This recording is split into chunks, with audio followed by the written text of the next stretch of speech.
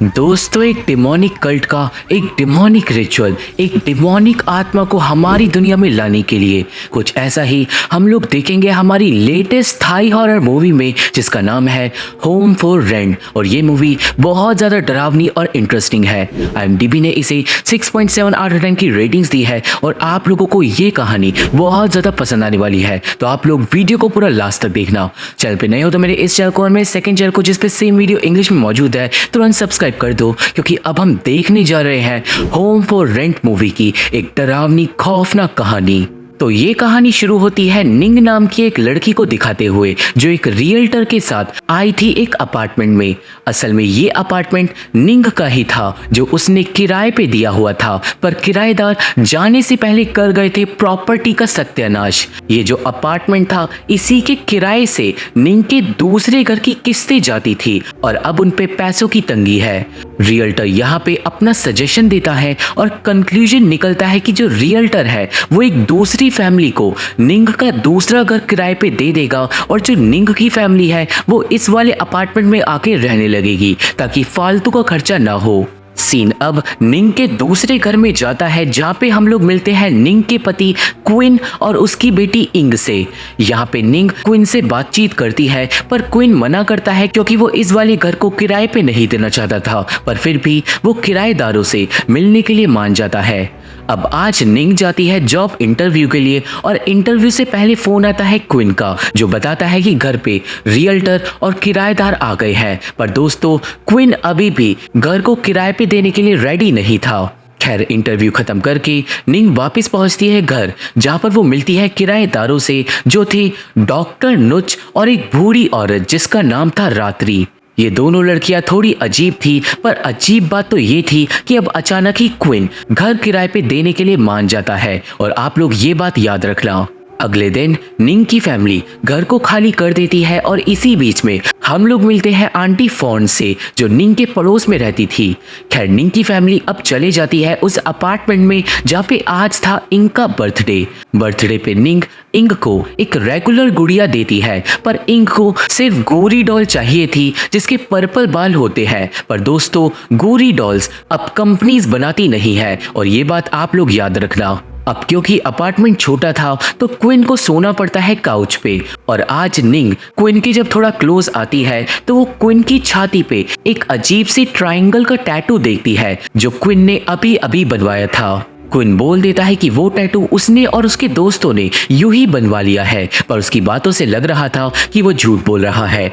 अगले दिन निंग वापस अपने घर जाती है कुछ सामान स्टोरेज रूम से लेने के लिए, पर घर के अंदर से कोई निंग को घूर रहा था, और आप लोग इस सीन को भी याद रखना।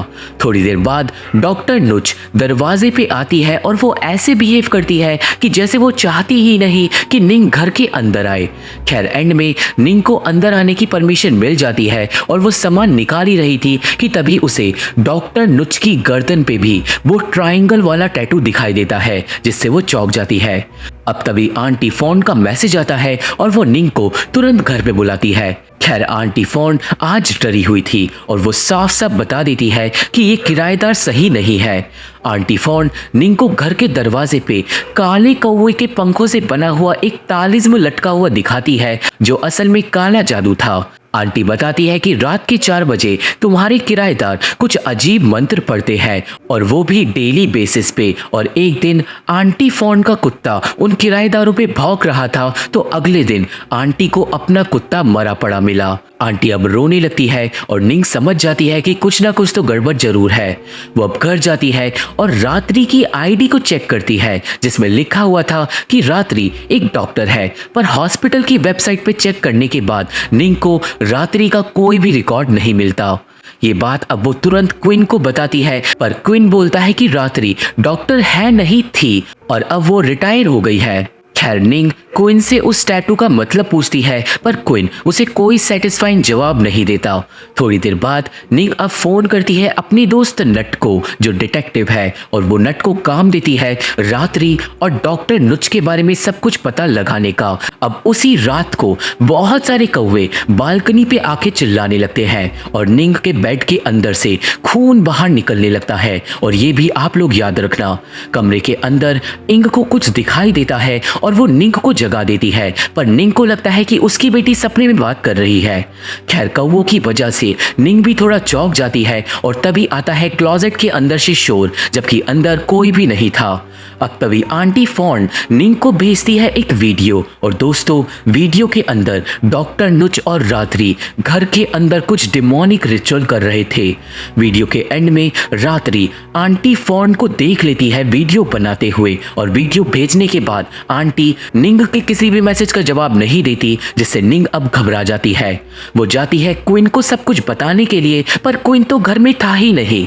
वो क्वीन को इधर उधर ढूंढने लगती है, पर काफी देर बाद क्वीन मेन दरवाजे से अंदर घुसता है एक लाल किताब के साथ। क्वीन निंग को बोल देता है कि वो चूहा फेंकने के लिए गया था और उसने पिंजरे को इसी लाल किताब से बंद करा हुआ था।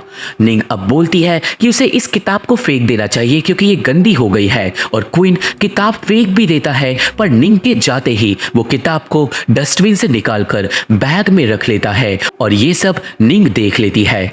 निंग अब और ज्यादा घबरा गई थी कि तभी आंटी फॉर्न वो वीडियो डिलीट कर देती है, और डर के मारे अगले दिन निंग जाती है आंटी से मिलने के लिए, पर ऑब्वियसली आंटी अब घर पे नहीं थी।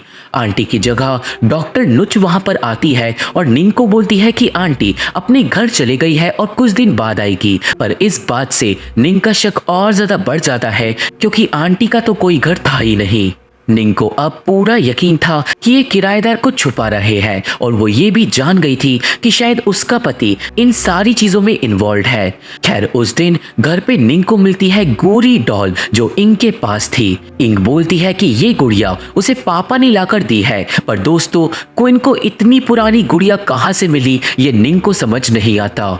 अब उस रात को घर में होने लगता है शोर। निंग उठती है और देखती है कि क्वीन भी जागा हुआ है, और वो कपड़े पहनकर उसी लाल किताब के साथ अभी अभी अपार्टमेंट के अंदर घुसा था। घर में कुछ अजीब सा तो हो रहा था कि तभी निंग की नजर पड़ती है एक ड्रेस पे जो अपने आप हिल रही थी। निंग तुरंत उस ड्रेस को क्लोजेट के अंदर बंद कर देती है, पर क्लोजेट बंद करते ही निंग के होश उड़ जाते हैं क्योंकि शीशे के अंदर उसे दिखाई देती है एक लड़की की आत्मा जो उसकी बेटी की छाती पे कुछ लिख रही थी। वो आत्मा अचानक ही निंग को पूरी तरीके से डरा देती है और लाइट चलाते ही वो गायब हो जाती है।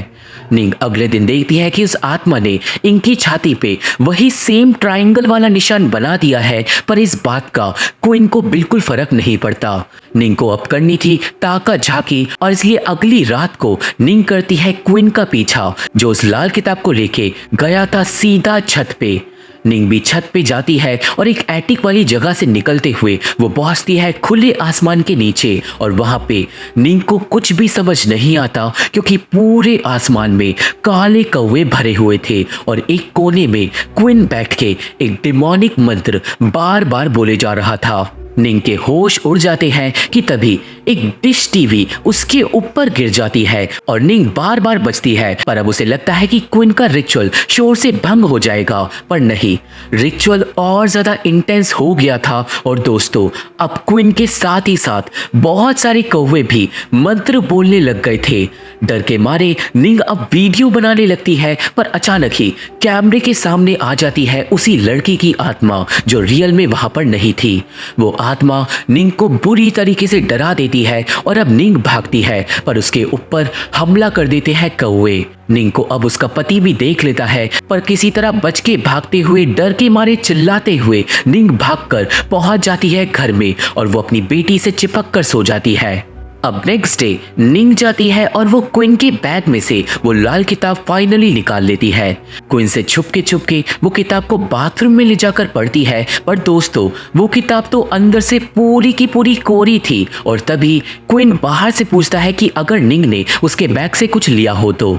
निंग घबरा के बुक को छिपाने के लिए कोई जगह ढूंढने लगती है, और उसकी आंखें फटी की फटी रह जाती है क्योंकि क्वीन ने शीशे के पीछे एक पूरा डिमोनिक अल्टर तैयार कर कर रखा था। निंग किताब को वही फेंक देती है और आज वो जब अपनी बेटी को स्कूल से लेने के लिए जाती है तो स्कूल में आग बुझाने की ट्रेनिंग चल रही थी। अब तभी निंग की नजर पड़ती है इंग पे, जिसके साथ बैठी हुई थी रात्रि, और इंग वही लाल किताब अपने मुंह पे लगाए हुए थी। ये देखकर निंग बुरी तरीके से डर जाती है और वो जब तक अपनी बेटी के पास पहुंचती है इंग और रात्रि दोनों ही गायब हो चुके थे। निंग घबरा जाती है और जब उसे अपनी बेटी फाइनली मिलती है तो वो चिल्लाने लगती है, जिससे उसकी बेटी भी थोड़ा डर जाती है। और दोस्तों इतना ही नहीं, रात्रि ने इंग की गर्दन पे वही ट्रायंगल वाला निशान बना दिया था, जिससे निंग और ज्यादा कंफ्यूज हो गई थी। फिलहाल के लिए निंग को कुछ भी समझ नहीं आ रहा था, पर वो इतना जानती थी कि वो अब क्विन के साथ नहीं रह सकती, और इसलिए वो घर जाती है, सामान पैक करती है और घर को छोड़ने के लिए गाड़ी में बैठती है। पर वहां पे आ जाता है क्विन। क्विन निंग को कहीं भी जाने से मना करता है और निंग अब क्विन को कन्फ्रंट कर देती है, क्योंकि वो समझ गई थी कि उसका पति किसी डिमोनिक लफड़े में पड़ गया है। क्विन अब निंग को जाने से मना करता है, पर जब निंग नहीं मानती तो वो उसे चाटा मार देता है। सिक्योरिटी आके क्विन को पकड़ लेती है और निंग वहां से अपनी बेटी को लेकर भाग जाती है। रास्ते भर इंग रोती रहती है, पर निंग अपनी बेटी को ले जाती है होटल में। और दोस्तों हम लोग देखते हैं कि इंग वापस अपने पापा के पास जाना चाहती है। इंग अपनी माँ को बोलती है कि उसे अपने पापा की मदद करनी है, पर जब निंग पूछती है अपनी बेटी से कि पापा को मदद क्यों चाहिए तो इंग कोई भी जवाब नहीं देती। खैर अब इंग को सुलाकर निंग मिलने के लिए जाती है नट से, जिसे रात्रि के बारे में सारी इंफॉर्मेशन मिल गई थी। निंग को अब यहाँ पे पता चलता है कि रात्रि ने अपनी फेक आईडी निंग को दी थी और उसका असली नाम है नापा पॉर्न। पर नट के हिसाब से नापा पॉर्न कोई क्रिमिनल नहीं है, और जो डॉक्टर नुच है वो भी अजीब इंसान नहीं थी। उन दोनों के जो रिकॉर्ड्स थे वो बिल्कुल साफ थे। अब तभी नट की गर्लफ्रेंड वहां पे आ जाती है और निंग को वहां से जाना पड़ता है। पर दोस्तों अब जब वो वापस होटल पहुंचती है तो इंग को क्विन ऑलरेडी वहां से ले जा चुका था। निंग अब तुरंत अपनी बेटी को बचाने के लिए भागती है और पहले वो पहुंचती है अपने अपार्टमेंट, जहां पे कोई भी नहीं था। पर आज उसे बेड के अंदर से निकलता हुआ खून दिख जाता है, और जब वो मैट्रेस को उठाती है तो गद्दे के नीचे बना हुआ था वही डिमोनिक निशान। निंग अब सोचती है कि उसकी बेटी कहाँ होगी, और थोड़ा सोच विचार करके वो पहुंचती है अपने पुराने घर। पर दोस्तों घर के अंदर घुसते ही उसके होश उड़ जाते हैं, क्योंकि रात्रि और डॉक्टर नुच ने पूरे घर का नक्शा ही बदल दिया था। हर जगह डिमोनिक निशान, डिमोनिक खाना और चढ़ावे और रिचुअल हो रखे थे, जिससे निंग के होश उड़ चुके थे। पर उस घर में ना तो उसे अपने किराएदार मिलते हैं और ना ही अपनी बेटी। निंग अब फोन लगाती है अपने रियल्टर को, और दोस्तों रियल्टर बताता है कि रात्रि और डॉक्टर नुच ने कई दिन पहले ही घर खाली कर दिया है, और रियल्टर बताता है कि उसने ये बात ऑलरेडी क्विन को बता दी थी। निंग अब रियल्टर को बुलाती है और रियल्टर अब निंग को ले जा रहा था रात्रि और डॉक्टर नुच के नए घर पे। पर रास्ते में निंग को रियल्टर की कलाई पे वही डिमोनिक निशान दिख जाता है, और वो समझ जाती है कि रियल्टर भी उसी कल्ट का मेंबर है, और जो उसने अभी अभी उसे बताया वो सब कुछ झूठ है। निंग अब उल्टी करने का बहाना करती है, और जैसे ही रियल्टर निंग को उल्टी करवाने के लिए गाड़ी से बाहर ले जाता है, निंग रियल्टर को चकमा देकर वापस बैठ जाती है गाड़ी में। पर रियल्टर गाड़ी का शीशा तोड़कर पकड़ लेता है निंग को। निंग किसी तरह भागने की कोशिश करती है, पर एंड में रियल्टर निंग के सर पे मारकर उसे बेहोश कर देता है, और बेहोशी की हालत में वो निंग को ले जाता है नदी के अंदर डुबाने के लिए, वो भी एक बैग के अंदर बंद करके। अब दोस्तों इसके बाद क्या होगा ये हमें आगे पता चलेगा, पर अब यहाँ से सीन जाता है 11 साल पीछे, और अब हमें पता चलता है क्विन के साथ क्या हुआ था ऐसा जो अचानक ही वो डिमोनिक कल्ट के चक्कर में फंस गया। अब 11 साल पहले हम लोगों को पता चलता है कि क्विन रहता था अपनी बेटी के साथ, जिसका नाम था जा। वो गोरी डॉल भी जा की ही थी, और जा की जो मम्मी थी उसने जा के पैदा होते ही क्विन को छोड़ दिया था। क्विन एक सिंगल फादर था और वो अपनी बेटी के साथ उसी घर में रहता था, और वो दोनों बहुत खुश थे। पर एक दिन जा ना रही थी और उसने गीजर चला रखा था कि तभी गीजर में हो जाता है शॉर्ट सर्किट, और झटका लगने की वजह से जा मारी गई थी। जा की मौत के बाद क्विन हो गया था डिप्रेस्ड और उसने अपनी बेटी की गोरी डॉल से ही बातें करना शुरू कर दिया था। बहुत टाइम तक क्विन पागलों की तरह रहा था, पर एक दिन घर पे आई थी निंग जो रास्ता भटक गई थी और ऑब्वियसली इसके बाद निंग और क्विन की प्रेम कहानी शुरू हो गई थी। निंग और क्विन की फिर शादी हो गई थी और उन दोनों को बेटी हुई थी और इतना सब होने के बाद क्विन जा के बारे में बिल्कुल भूल गया था और उसकी लाइफ अच्छी चल रही थी। सालों बीत गए थे और उसकी दूसरी बेटी इंग बड़ी हो गई थी। पर दोस्तों एक दिन क्विन देखता है कि इंग किसी से बातें कर रही है कमरे के अंदर, जबकि वहां पे कोई भी नहीं था। उसी दिन के बाद से क्विन नोटिस करने लगता है कि इंग धीरे धीरे जा की तरह बिहेव कर रही है और इसी वजह से क्विन को अपनी बेटी की याद फिर से आने लगती है। और दोस्तों इंग जा की तरह बिहेव क्यों कर रही थी यह हमें आगे पता चलेगा। खैर कुछ टाइम बाद घर को किराए पे देने की बात उठती है और घर को देखने के लिए आते हैं रात्रि और डॉक्टर नुज रियल्टर के साथ। पर घर को देखते वक्त रात्रि को कुछ महसूस होता है। रात्रि फिर घर के बाथरूम को देखकर बोलती है, तुम्हारी बेटी की आत्मा अभी भी इस घर में है और वो तुमसे मिलना चाहती है, जिससे क्विन के होश उड़ गए थे।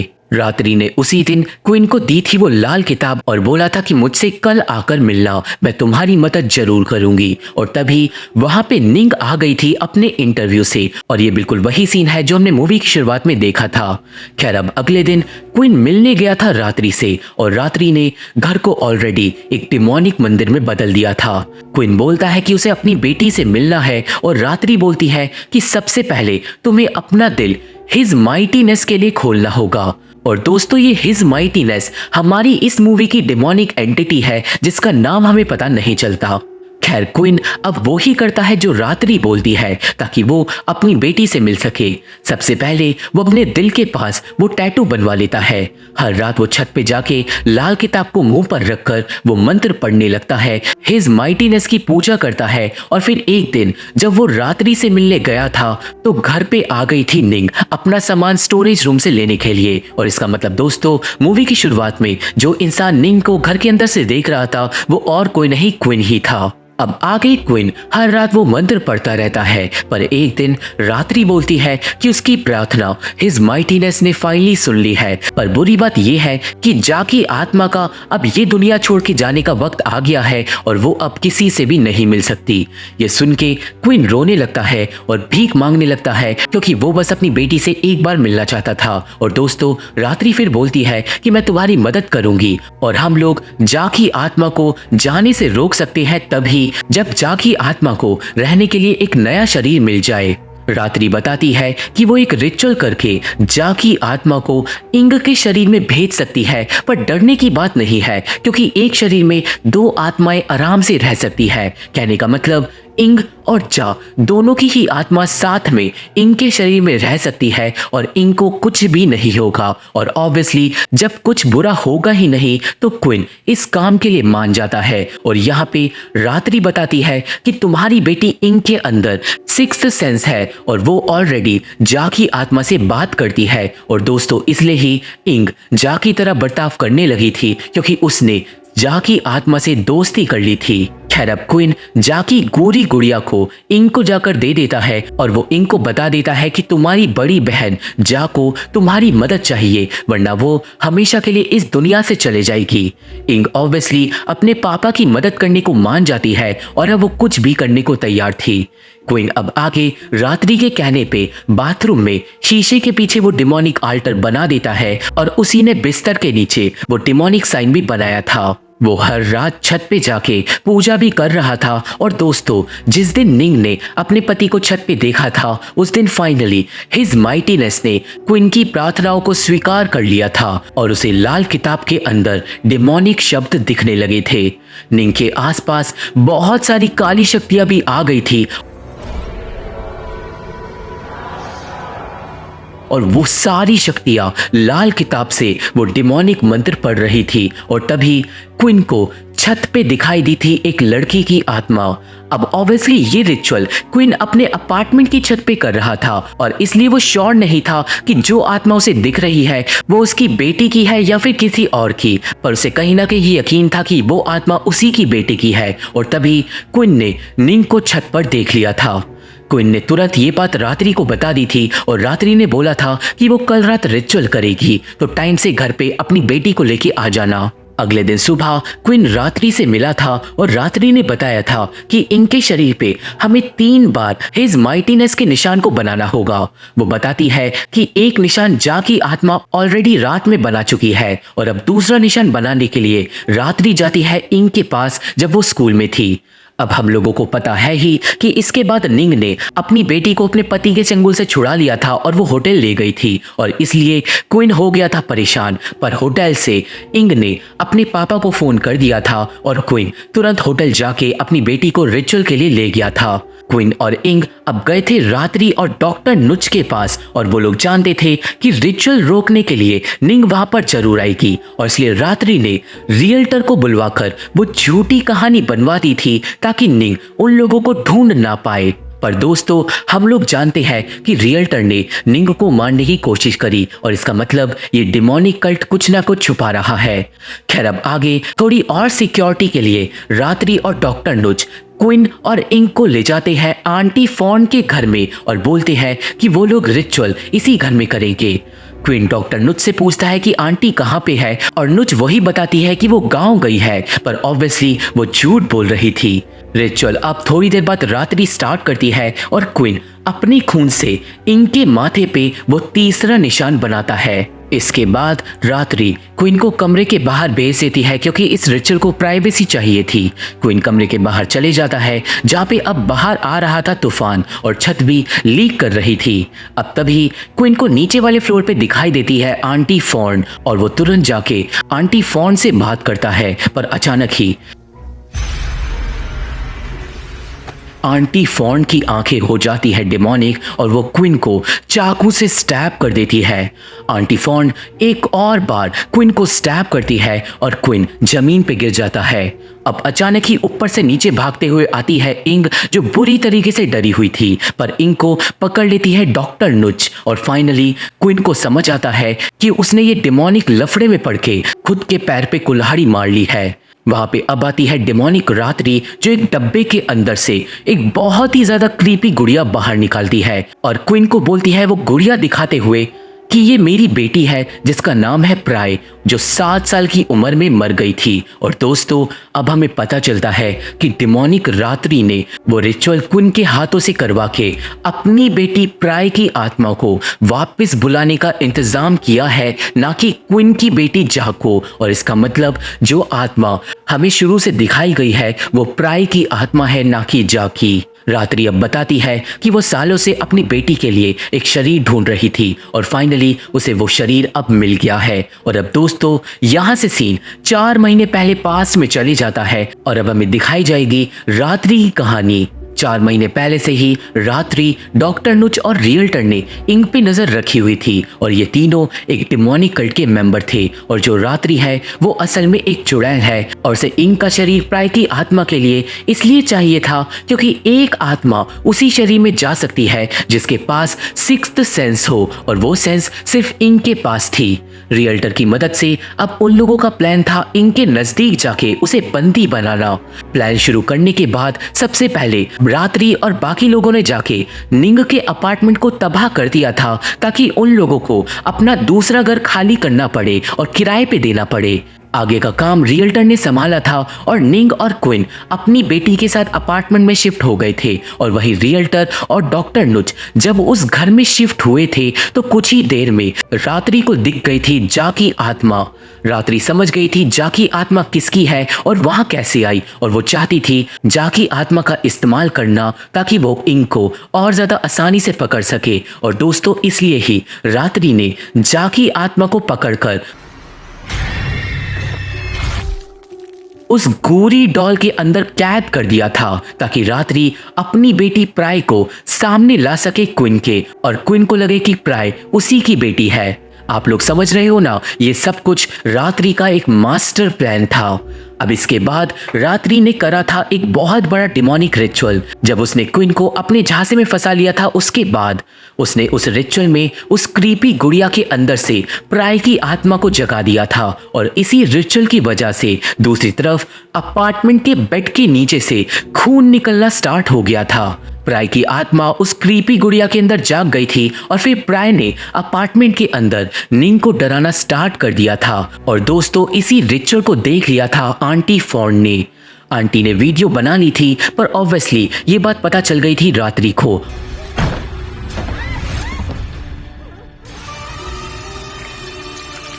और उसने अपने जादू से आंटी फॉर्न को भी कर लिया था अपने वश में। रात्रि प्लान के अकॉर्डिंग चलती गई थी और फिर वो दिन आ गया था जब वो गई थी इंग से मिलने स्कूल में।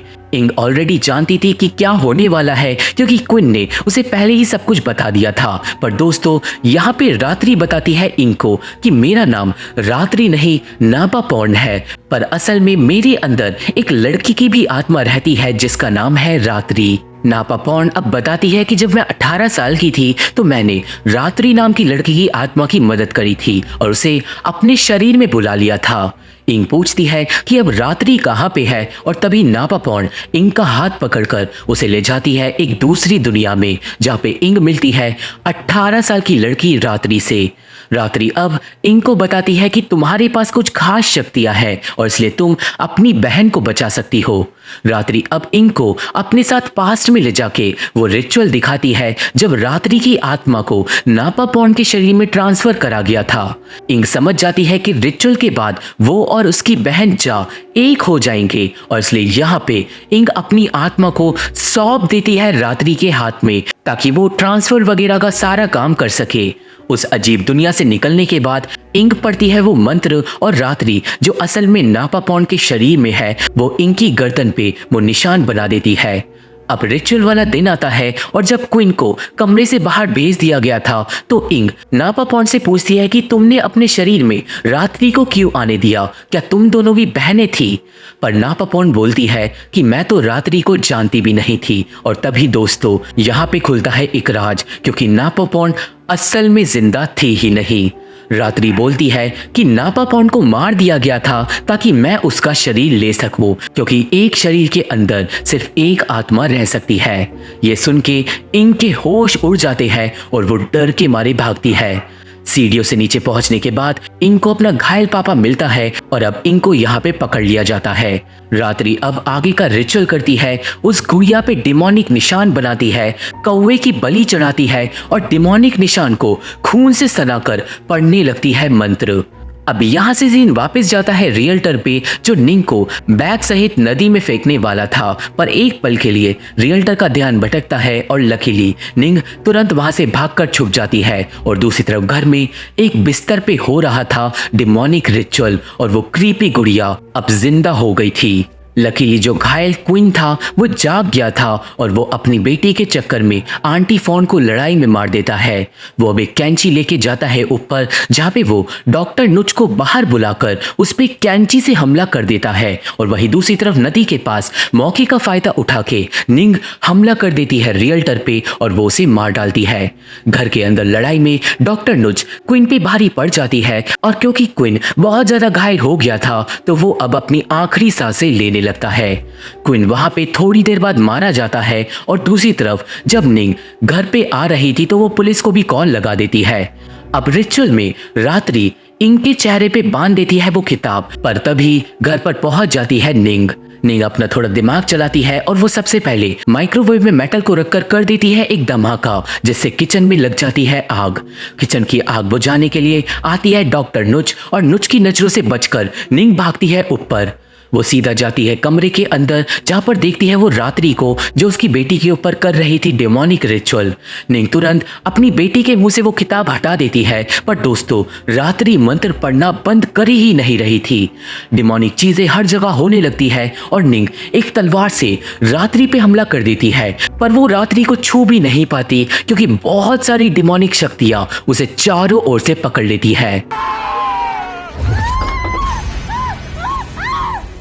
वो डिमोनिक शक्तियां अब निंग को हवा में उड़ाकर पटक देती है, जिसके बाद इंग को कुछ होने लगता है। इंग के शरीर में आने लगती है प्राय की आत्मा और इंग की आंखों का कलर एक दूसरे कलर में बदलने लगता है। निंग को कुछ भी समझ नहीं आता कि वो क्या करे और इसलिए वो उठाती है एक हथौड़ा और उस क्रीपी गुड़िया को तोड़ने लगती है। पर तभी क्रीपी गुड़िया के अंदर से निकलती है प्राय की आत्मा जो पकड़ लेती है निंग का गला। निंग अब प्राय का मुकाबला करती है और एंड में गुड़िया का सर फोड़कर फाइनली बच जाती है, पर अब उस पर हमला कर देती है रात्रि। खैर रात्रि थोड़ी बुढ़िया थी और इसलिए निंग रात्रि को दूर धक्का देकर अपनी बेटी को लेकर भागती है, पर सीढ़ियों की दूसरी तरफ से आ रही थी डॉक्टर नुच। निंग अब दूसरी तरफ भागती है, पर वहां पर पड़ी हुई थी उसके पति की लाश, जिसे देखकर निंग बुरी तरीके से चिल्लाती है। अब वहां पे उसे घेर लेते हैं रात्रि और डॉक्टर नुच, और रात्रि बोलती है कि अब कोई फायदा नहीं, रिचुअल पूरा कब का हो चुका है और तुम्हारी बेटी अब मर चुकी है और प्राय अब इंग के शरीर के अंदर है। अब ये सुन के निंग रोने लगती है, पर तभी जो छत लीक हो रही थी ना, वो तूफान की वजह से गिर जाती है सारे लोगों के ऊपर और सारे लोग मलबे के नीचे दब जाते हैं। अब थोड़ी देर बाद उठकर खड़ी होती है इंग और वो उठाती है एक सरिया और दोस्तों वो मार डालती है डॉक्टर नुच को। पर आखिर क्यों? हम लोगों को पता चलता है कि मरने से पहले क्विन के पास पड़ी हुई थी वो गोरी गुड़िया, और इसलिए क्विन ने वो रिचुअल करके गुड़िया के अंदर से अपनी बेटी जा को आजाद कर दिया था। और असल में जो आत्मा इंग के शरीर के अंदर गई थी वो प्राय की नहीं जा की थी, और इसलिए जा ने डॉक्टर नुच को मार डाला और अब एंड में उसी सरिये से वो रात्रि को भी मार डालती है। थोड़ी देर बाद पुलिस वहां पे आती है और वो जिंदा लोगों को बचा लेते हैं। और अब अगले दिन जब हॉस्पिटल में निंग को होश आता है तो वो जाती है अपनी बेटी के पास और निंग को अपनी बेटी के पास से मिलती है क्विन और जा की एक फोटो, जिससे वो कंफ्यूज हो जाती है। अब तभी इंग अपनी माँ को आंटी कह के पुकारती है और यहाँ पर सारी चीजें क्लियर हो जाती है। निंग समझ जाती है कि उसकी बेटी सच में मर चुकी है और उसके शरीर के अंदर अब जा की आत्मा है। निंग तो अब फूट फूट के रोने लगती है और जा माफी मांगने लगती है, पर निंग जानती थी कि ये गलती जा की नहीं है। निंग जा को शांत करवाती है और वो जा से बिल्कुल भी गुस्सा नहीं थी, बस उसे इस बात का दुख था कि उसकी बेटी की आत्मा अब जिंदा नहीं है। सीन अब यहाँ से कुछ दिन आगे जाता है जहाँ पे निंग जा को ले जा रही थी स्कूल, और दोस्तों निंग ने जा को ही अपनी बेटी की तरह ट्रीट करना स्टार्ट कर दिया था और अब जा भी निंग को अपनी माँ समझने लगी थी। वो दोनों खुश थे और मूव ऑन करने की कोशिश कर रहे थे और इसी हैप्पी एंडिंग के साथ ये मूवी यहीं पे खत्म हो जाती है। तो ये थी explanation home for rent movie की, और मुझे आशा है कि आप सभी को ये कमाल की मूवी समझ आ गई होगी और मेरी वीडियो पसंद आई होगी। ये मूवी देखनी है तो मेरा टेलीग्राम चैनल ज्वाइन करना होगा। मेरे फेसबुक पेज का लिंक और बाकी social media link description box में मौजूद है, तो अगर आप लोग मेरे से जुड़ना चाहते हो तो आप लोग मेरे को वहाँ पे फॉलो जरूर कर सकते हो। वीडियो पसंद आई हो तो मेरे इस चैनल को और मेरे सेकंड चैनल को तुरंत सब्सक्राइब कर दो, क्योंकि इन्हीं चीज़ से मेरे को हेल्प मिलती है। और मैं आप लोगों से मिलता हूँ अपनी अगली वीडियो में, तब तक के लिए थैंक यू, बाय बाय।